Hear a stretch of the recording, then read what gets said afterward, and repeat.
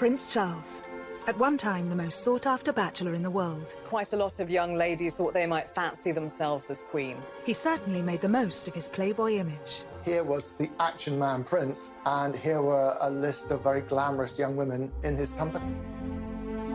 As heir to the throne, the future of the monarchy was in his hands. Charles had one task: to find the wife who would become the future Queen of England and who would produce an heir. And his choice of wife paramount. They didn't want any scandal, they didn't want any shame. But his journey has been far from smooth.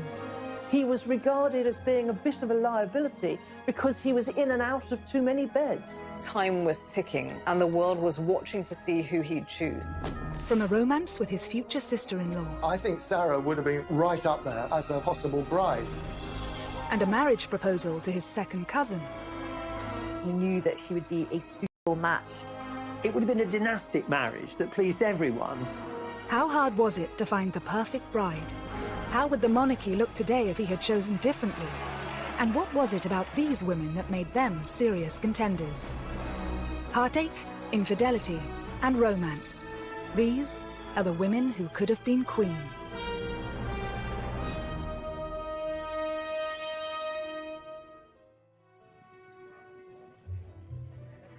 Prince Charles is now the paragon of wedded bliss after tying the knot with second wife Camilla, the Duchess of Cornwall, in 2005.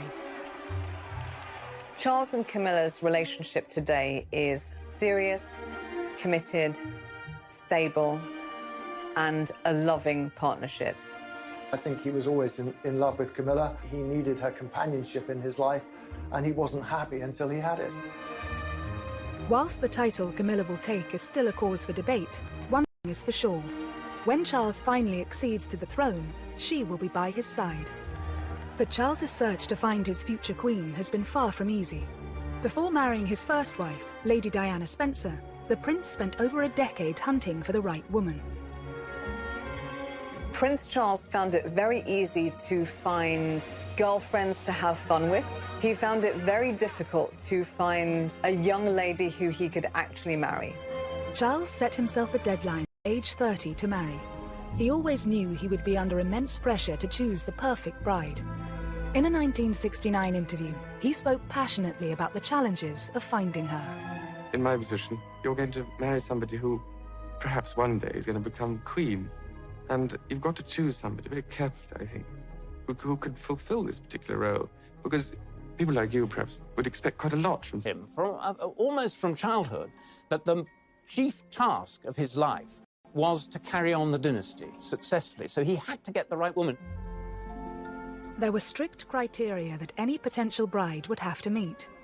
You needed to be aristocratic, able to gain the approval of the Queen herself, not a Catholic, not divorced, and an actual virgin. It was an absolute necessity that Charles should marry someone who had not had any other relationships with men. The phrase was she had to be Virgo intacta. These requirements were being placed on Charles in the 70s, in the age of the sexual revolution. I think it's probably right to say that in Charles's social circle, virgins were about as rare as mermaids. Charged with an almost impossible task, Charles's search was also set to play out under the watchful eye of the world's media. All he needed to do was walk across a polo lawn with a woman, and suddenly she was named in the press as his current girlfriend, future wife, future queen. Whilst dozens of women hit the headlines, who were the most notable to win Charles's affections, and which of them were closest to becoming queen consort? Rumoured first love Lucia Santa Cruz was introduced to the shy 20-year-old prince at Cambridge University by former politician and the master of Trinity College, R.A. Butler. Lucia was working for Rab Butler, helping him with his memoirs and his research. She was the daughter of the Chilean ambassador. I think Lucia was someone to who anyone would be attracted. You know, beautiful brunette, I think quite petite, but an absolute, a brain. She was about 5 years older than Charles. She was very worldly. She spoke several languages. She had her own life. And according to everyone, Charles was immediately smitten. With this amazing young woman, Charles was said to have embarked on his very first love affair. it was a physical relationship because Rab Butler's wife has said rather oddly that Charles had been able to cut his teeth on Lucia, which is a horrible way of putting it. But I think basically what she was saying was that, you know, she was sexually experienced, and that was a good thing for Charles, who was a complete innocent. He was younger than his age, and this was true in a sexual sense as well. He'd had no early experience with women. I think his eyes opened to the great possibilities that there were out there. Whilst Lucia is regarded by many as Prince Charles' first serious girlfriend, was she ever a contender for Queen? Lucia could never have been a serious contender for marriage with Charles. I mean, Charles was simply too young, and I, doubt she'd have been interested. But of course, She was Catholic. As heir to the throne and the future head of the Church of England, he could not marry a Roman Catholic. So Lucia was never going to be in the running because of that. As future king, Charles would have to favour duty over passion. It's said that Lucia still remains good friends with Charles to this day, and it's widely reported that she even played matchmaker for his next serious relationship with Camilla Shand, one that would ultimately change the course of his life. she was living in the same block of flats as Camilla and said to Charles, you have to meet this girl. She's, almost the perfect person for you. Camilla was everything that Lucia was, and more, because she was English, she knew the royal family, she moved in the same circles, and she had the same strength, the same motherly qualities that Lucia had, but she had them, to an even greater extent. She's quite bold, quite racy sense of humour. She's not shy at all. If you're Prince Charles, who's a bit more sort of introverted, Camilla's qualities are extremely alluring. Plus, she's tough, and I think he likes strong women. Camilla's family history also featured a scandalous royal love affair that she was said to have enjoyed telling Charles about when they first met. She said, my great-grandmother was mistress to your great-great-grandfather, Edward VII. So how about it? Meaning, why don't we do the same thing? You can easily imagine Camilla saying that and meaning it with a laugh. Camilla completely took over him, physically, mentally, emotionally. I think there's no question that Charles's love for Camilla was greater than her for him. Her heart, I think, at that stage was really given to Andrew Parker Bowles. She was always more attracted to Andrew. Andrew was much sexier because he didn't have this slightly sort of vulnerable, weak, timid character that Charles had. But in the summer of 1972, whilst Andrew Parker Bowles was away for 6 months of army service, Charles and Camilla enjoyed a romance. She knew that Andrew Parker Bowles had been serially unfaithful to her and had carried on with all sorts of other women, including many of her own friends. And this was a bit of payback on Camilla's part. And boy, what a person to pay back your erring boyfriend with, and the heir to the throne. Despite his depth of feeling, Charles didn't propose to Camilla at this time. But would she have been a suitable contender for future Queen Consort had he followed his heart? Never mind the questions of Charles's age and Camilla's affection for Andrew Parker Bowles. There was one other huge problem. Camilla, who'd been around on the dating scene for several years, might just have been a little too racy for royal taste at that time. Camilla's great as a family. In late 1972, Charles and Camilla's short-lived relationship was placed on hold when the prince's naval obligations led to a tour of duty in the Caribbean. But Charles was to be left heartbroken by Camilla's next move. A week before Andrew and Camilla married, Charles begged her to call it off, but it was too late.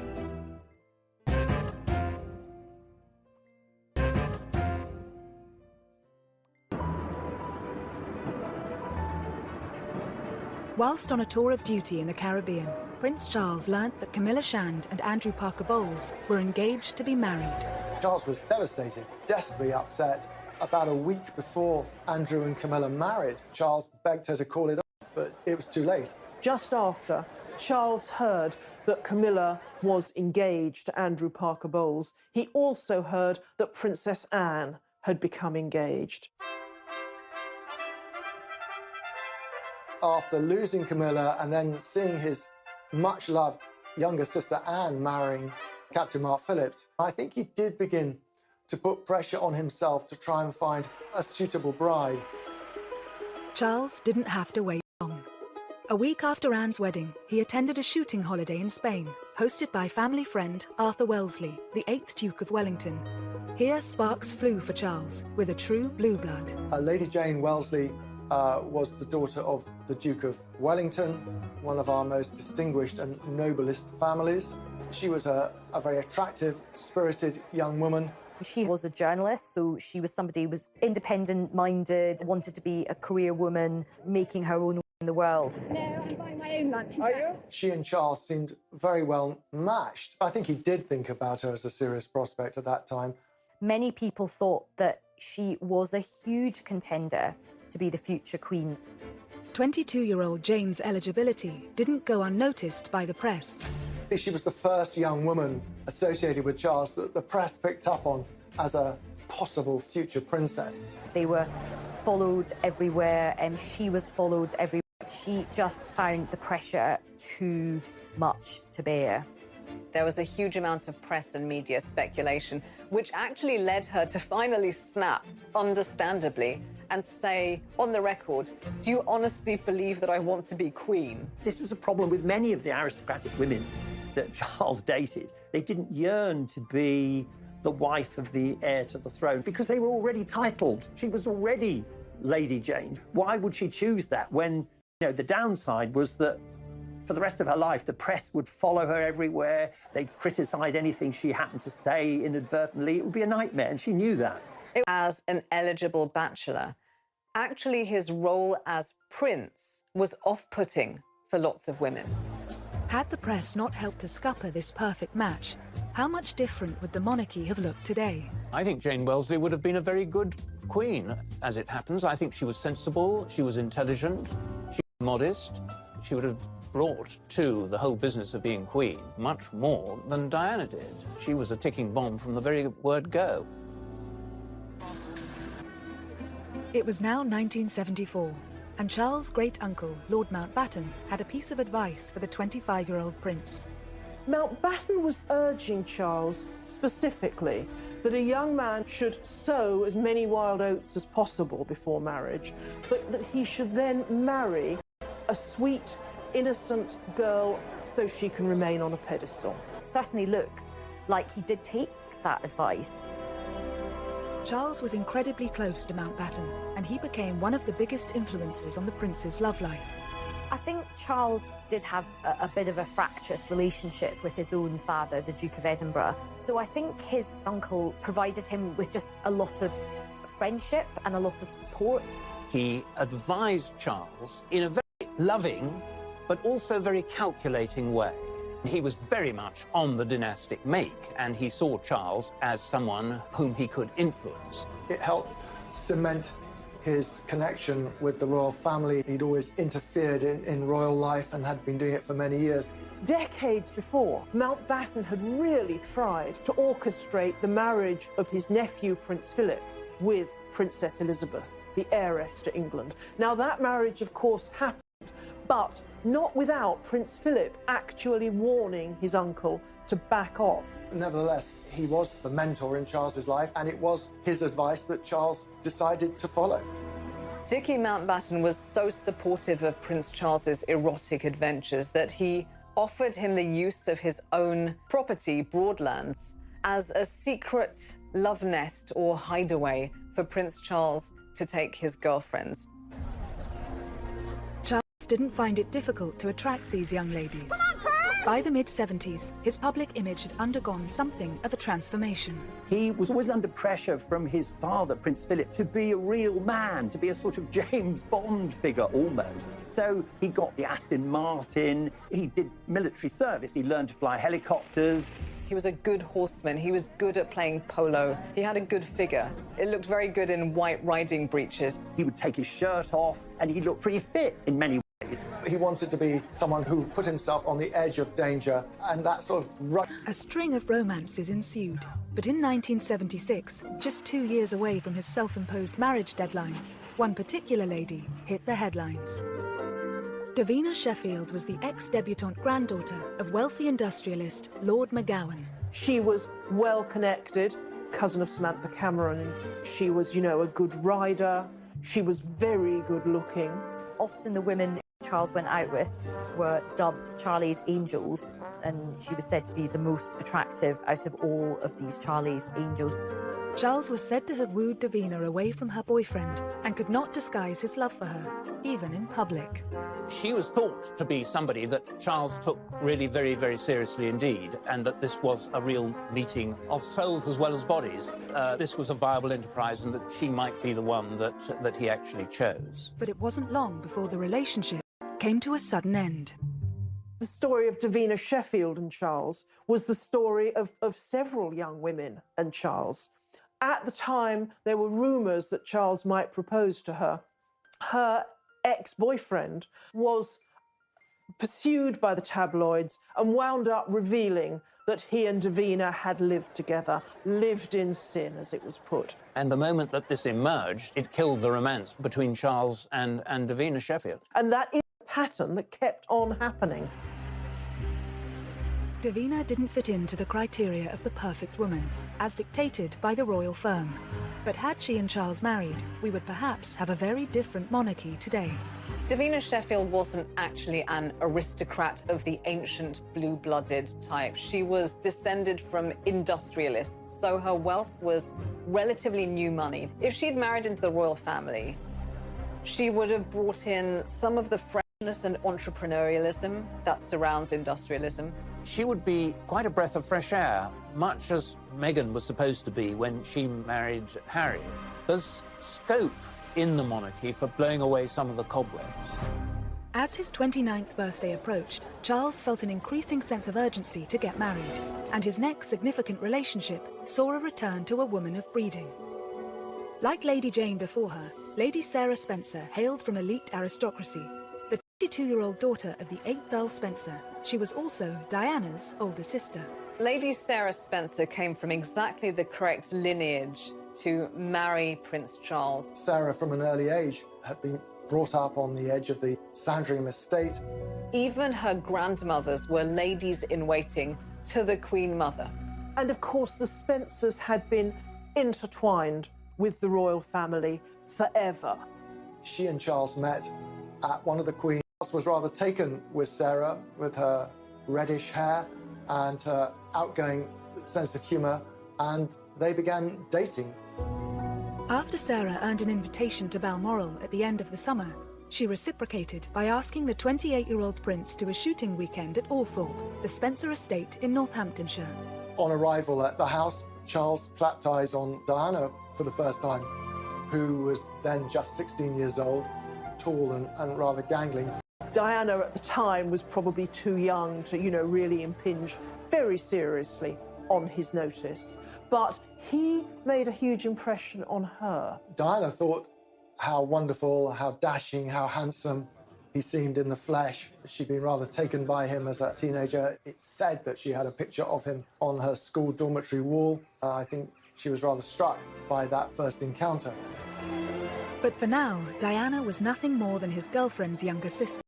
And it was Sarah who joined Charles on a skiing trip to Closters in the February of 1978. To go on holiday with the Prince of Wales was quite a big step, and it did suggest that this romance possibly had legs.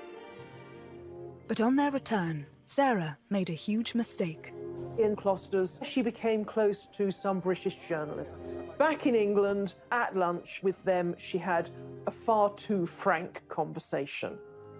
She was being needled and quizzed about her romantic expectations and her past, and she blurted out that she'd had thousands of boyfriends and that when it came to marriage, she wouldn't marry someone she didn't love, were he the dustman or the King of England. She then realised what she'd done and phoned Charles to confess. He said, "You've done a very stupid thing." And that was that. She was basically not just telling him that she didn't love him, she was sort of telling the whole world that she didn't love him, even though he was the future King of England. So I think that was quite embarrassing for him. As far as Charles was concerned, for his girlfriends to talk to the press was just about the worst thing that they could possibly do. Lady Sarah would eventually watch her younger sister marry Charles. But how would she have fared in Diana's place? I think she'd have been a much better match for Charles, because Charles needed someone who's a bit stronger than Diana, and Sarah was that person. I like her honesty and her toughness. I wish that some of that boldness had transferred to Diana. Instead, Lady Sarah was happy to take the credit for Charles and Diana's union, calling herself Cupid. But it would be another 3 years before their relationship would begin. In the meantime, Charles would propose to 2 other women.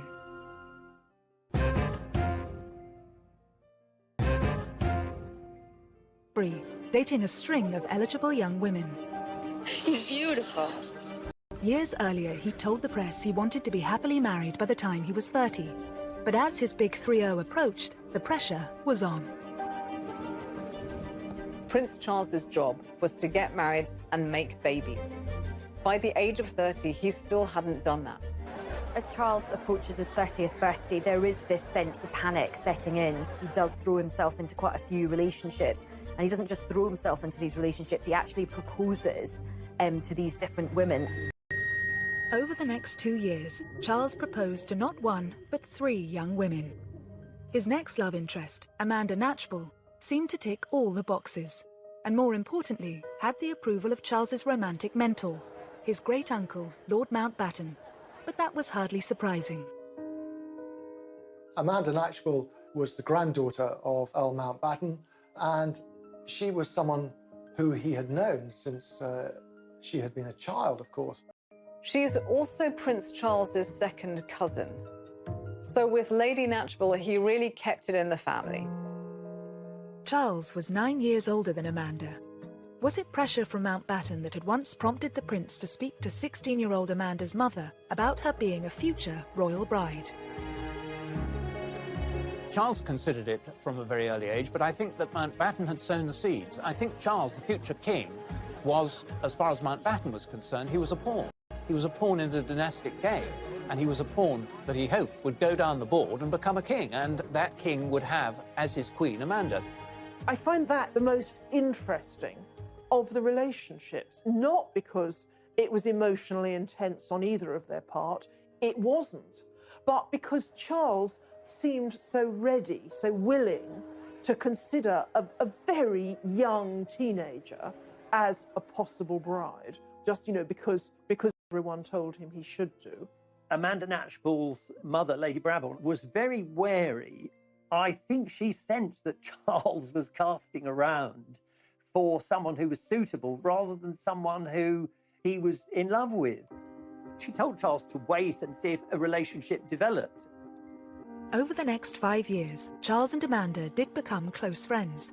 But how suitable would she have been as a royal bride? Amanda Knatchbull was descended from Queen Victoria. She was supremely aristocratic. She was virtually part of the family already. She knew the ropes. So from many points of view, she was absolutely ideal. I think he was very fond of her, and obviously they had a mutual closeness to Lord Mountbatten. He knew that they didn't fall in love at first sight. They weren't having sexy romps. This would be an old-school merger, not a love marriage. In 1979, Charles did propose to 21-year-old Amanda. But despite pressure from Lord Mountbatten, it appears Amanda wasn't interested in becoming a royal bride. He did propose, and she was quite firm, and she didn't say, "Oh, thank you, how wonderful, I need time to think about it." She actually turned him down on the spot, but she did it with great elegance, and in it left no bad feelings. Amanda Knatchbull turned Charles down because I think she just couldn't bear the thought of the exposure to the pressures of monarchy. She doesn't see herself as a future queen. As far as Charles was concerned, he was disappointed, but perhaps not that disappointed, because I don't think that the chemistry was really ever there as far as he was concerned. He was being a dutiful nephew as opposed to an ardent lover. Despite her aristocratic pedigree, Amanda went on to have a successful career as a social worker and advocate for affordable housing. But had she accepted Charles's proposal, how different would the monarchy look? She would have been politicised, socially clued up, a reforming queen. She wouldn't have just travelled around wearing a tiara and amazing clothes. After Lady Amanda's rejection, it seems Charles didn't hang around, because shortly afterwards he was seeing another heiress, Anna Wallis. She was the next in line, not to the throne, but the next in line to Prince Charles's bedroom. Interestingly, if you look at pictures, she looks, as someone once put it, like a more dangerous version of Lady Di. Well, it appears to be a full-on passionate romance. I would say they had a very hands-on relationship. Charles and Anna are said to have connected through a mutual love of country sports. But on paper, was Anna a strong contender for the role of royal bride? Anna Wallis was the daughter of a Scottish landowner. So in one sense, she looked really quite suitable. She was horse mad, hunting mad. She was known as Whiplash Wallis, apparently, partly for her temper, her quick temper. She always rode higher and faster and longer than people on the hunt. Charles was very much taken with her for a brief while. The royal family don't tend to like women who have particularly strong personalities, so she might not have actually been a very good fit in the long term. In early 1980, Charles is said to have proposed to Whiplash Wallis. However, it's rumoured that Anna turned him down because his old flame was back on the scene, Camilla Parker Bowles. Marry Anna Wallis, or perhaps he was just pretty desperate, full stop, because he proposed to her twice. The thing is, it was obvious by this stage that Charles was in love with Camilla. Anna Wallis was the first of Charles's girlfriends to, as it were, have Camilla really shoved in her face. The Royal Opera House, Covent Garden tonight. The formal climax of the Queen Mother's birthday with applause from 20 members of the royal family, dozens of peers... But it was at the Queen Mother's 80th birthday party, where both women had been invited, that the relationship turned sour. She was like a wallflower. He just ignored her the whole evening. And who did he ignore her for? He ignored her for Camilla. Charles and Camilla seem to have reignited their relationship at red heat, basically, and they weren't that discreet about it. Anna was furious, and she said to Charles, "How dare you? I've never been so badly treated in my life. You've left me on my own, and now you can jolly well go on your own without me." And that was the end of the relationship. And Anna was dispatched with a crack of the whip lash.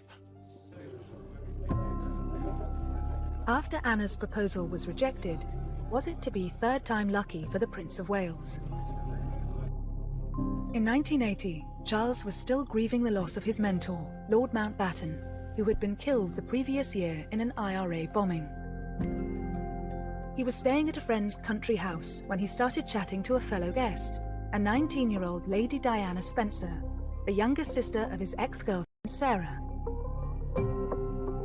She famously spoke about how sad he'd looked at Mountbatten's funeral the previous autumn and how she'd been struck by it watching it on television. And I think it was that which struck a chord with Prince Charles. Diana seems very early to have considered herself as a suitable bride for Charles. She's quoted as once having said that, you know, she kept herself tidy on purpose. Diana herself says that that night his hands were all over her. But over the course of the summer of 1980, Charles set about pursuing her with gusto. There was a 12-year age gap between Charles and Diana. So what was it about this particular aristocrat that made her so suitable for the role of future queen? For the senior royals, Diana was an even better marriage prospect than her sister Sarah because she was younger. She hadn't had any boyfriends who were likely to talk to the press. She was from an ancient family with connections with the Churchills and with every other aristocratic family in the country. The Spencers and the royal family had been so close for part of the club. I think the palace and the courtiers thought, she's not going to be any trouble. Oh, the irony. Once the press realised Charles was dating Lady Diana, they didn't leave her alone. Was it this, and pressure from his own family to marry, that prompted him to propose to Diana, reportedly after less than 15 dates? Is there any possibility of any announcements of your marriage in the near future? Can you tell me? Can you tell me if there's any possibility? I'm not going to say anything, please. September 1980, they'd known each other no more than 6 weeks. They hadn't really seen a lot of each other. But the newspapers were already writing about her as, this is the woman Prince of Wales will marry. As soon as the press and the media realized that they were seeing each other, they never left Diana alone. So there was this incredible pressure cooker atmosphere to the thing. All of the eyes of the world were on them. The amount of time they actually spent together from choice as two people getting to know each other and wanting to spend their lives together was absolutely minimal. Warning signs were there to see. On February the 24th, 1981, the Prince of Wales and Lady Diana Spencer officially announced their engagement. But 4 decades on, it's remembered for all the wrong reasons. And I suppose in love. Of course. Whatever in love means. I mean, that means no, by the way. It was such a badly phrased answer, and definitely at the wrong time. And it's sort of come back to haunt him, and it came back to haunt the pair of them for years and years. He was just trying to be clever. And of course, when you're trying to be clever to that extent, you turn out to be extremely stupid. And that's what he was. But if Charles was in love with anyone, was it with Camilla Parker Bowles? Whether or not he was still seeing Camilla romantically at this stage, it's clear that Diana saw her as a threat. All through the engagement, Camilla was a very powerful presence. It's only that Diana was a bit of an innocent that meant she didn't do anything about it. She suspected that Charles was still in love with Camilla, and there are all sorts of straws in the wind. Telephone calls, cufflinks with joined C's, Charles and Camilla, which aroused her suspicions. So from the very start, she felt deeply insecure. Famously, you know, her sisters said to her, "You can't back out now, your face is on the tea towels." There is that sense of this huge public pressure, be letting down a whole nation if they backed out. But the nation did get their fairy tale wedding on July 29, 1981, when at the age of 32, the Prince of Wales married his 20-year-old virgin bride. I pronounce that they be man and wife together, in the name of the Father, and of the Son, and of the Holy Ghost. Amen. Here was the dashing, handsome heir to the throne marrying a beautiful, blushing bride with impeccable pedigree.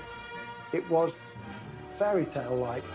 But behind the scenes, the reality was less satisfactory, and Charles himself was already beginning to have terrible doubts. She was beginning to be eaten up by jealousy of Camilla.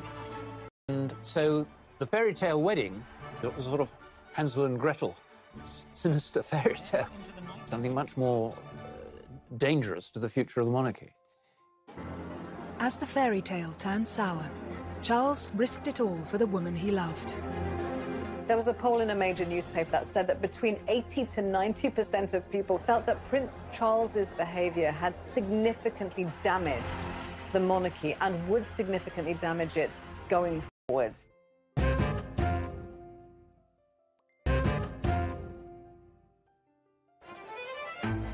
At the start of the 1980s, as far as the world was concerned, Prince Charles had got his fairy tale princess, his happy ever after.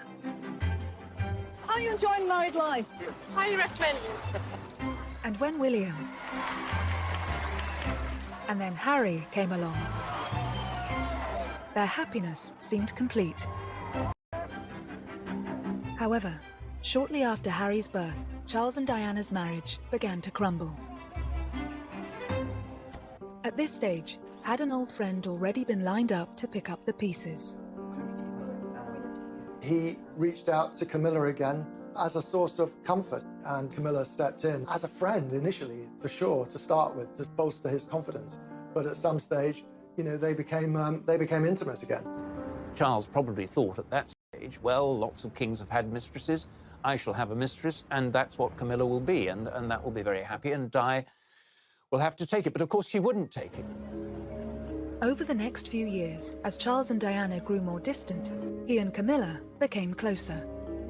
But it wasn't until 1992 that the royal couple announced their separation, with more and more damaging details about their personal lives hitting the headlines, including the infamous Camilla Gate tape.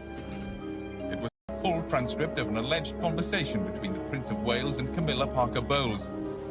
As the reputation of the monarchy took a battering, it was clear most of the country was Team Di, and Charles and his mistress were vilified. The public were absolutely furious as the marriage of Charles and Diana broke down and they began to wash their dirty linen in public because people felt, and quite understandably, that Charles was in the wrong. There was a poll in a major newspaper at the time that said that between 80 to 90% of people who'd been consulted felt that Prince Charles's behaviour had significantly damaged the monarchy and would significantly damage it going forwards. But it was clear that Charles was not prepared to give up Camilla. However, in 1997, a tragedy struck that shocked the world and shook the foundations of the monarchy. We have reports in Paris that Diana, Princess of Wales, has been killed in a car accident. Following the fallout from Diana's death, would it now prove impossible for Camilla ever to take her place by Charles's side? At one stage, after Diana died, Camilla didn't leave her house because she was so unpopular. She thought she'd be hissed and stoned and booed. They kept their heads down, but they kept faith with each other. Their relationship continued, and I think quite a lot of people eventually just thought, you know what, they clearly love each other. They're soulmates. There was a concerted effort, a very, very strong PR effort to rehabilitate Camilla. And I think the change occurred, you know, it occurred over the years. In 1999, 2 years after Diana's death, Charles and Camilla made their first public appearance together. They're telling the world we're a couple, and you'd better accept it. Despite going public as a couple, why did Charles wait another 6 years before marrying the woman he'd loved for more than 3 decades? He was basically marrying his dead wife's nemesis, so I can understand why he was probably cautious about it, but I think they handled it very skillfully and very sensitively, and so when they were ready to get married, the public were not just okay about it, the public actually were very warm towards the couple. What changed, of course, was his parents' intervention. They had been none too keen on Camilla for a long time, but there was a pressing argument that the Prince of Wales should have a wife because Charles could come to the throne with a mistress but no wife, and it would be quite difficult for him. Ceremony. As head of the Church of England, the Queen did not attend. But she and hundreds of other guests were at the blessing afterwards, held at St George's Chapel, Windsor. What was nice about it was the contrast between Prince Charles at his first wedding, which was something out of a sort of Disney movie with his Disney princess. This was so different. They looked really happy. They just looked like they belonged together. He'd finally got a ring on her finger and she was finally his wife. And it did feel like the whole country had come to the end of this most epic of romantic journeys. As far as Charles is concerned, Camilla is his perfect partner. But on paper, the divorcee Duchess is far from the perfect royal bride. So what will she bring to the monarchy? It's interesting because the question of a Queen Camilla would once have seemed utterly outrageous. But behind the scenes, it is said that Charles, understandably, wants his wife to be queen. It is perfectly apparent that Charles is at once happier and more stable, more forthcoming with her by his side. Camilla now, I think, is probably as close as you can get to being the perfect consort and perfect royal wife, because she will never complain. She's very measured. Prince Charles' love life has certainly been colourful. He searched far and wide for the ideal bride. But had he followed his heart sooner, rather than his head, would his romantic journey have been completely different? The woman that Charles ultimately married and found true, lasting, mature happiness and friendship with is exactly the type of person who, 3 decades earlier, he would have rejected immediately as queen. Charlie's angels, as they were called, I think they've been very important in making him realise that actually hunting for the perfect person is not a good idea, because if you're actually out there desperately looking, you make mistakes, you try too hard. And so I think he's learned that the grass is not always greener, and he was always better off with the first. England. She then realised what she'd done and phoned Charles to confess. He said, "You've done a very stupid thing." And that was that. She was basically not just telling him that she didn't love him, she was sort of telling the whole world that she didn't love him, even though he was the future King of England. So I think that was quite embarrassing for him. As far as Charles was concerned, for his girlfriends to talk to the press was just about the worst thing that they could possibly do. Lady Sarah would eventually watch her younger sister marry Charles. But how would she have fared in Diana's place?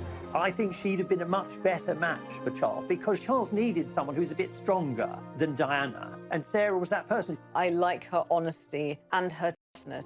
I wish that some of that boldness had transferred to Diana. Instead, Lady Sarah was happy to take the credit for Charles and Diana's union, calling herself Cupid. But it would be another 3 years before their relationship would begin. In the meantime, Charles would propose to 2 other women.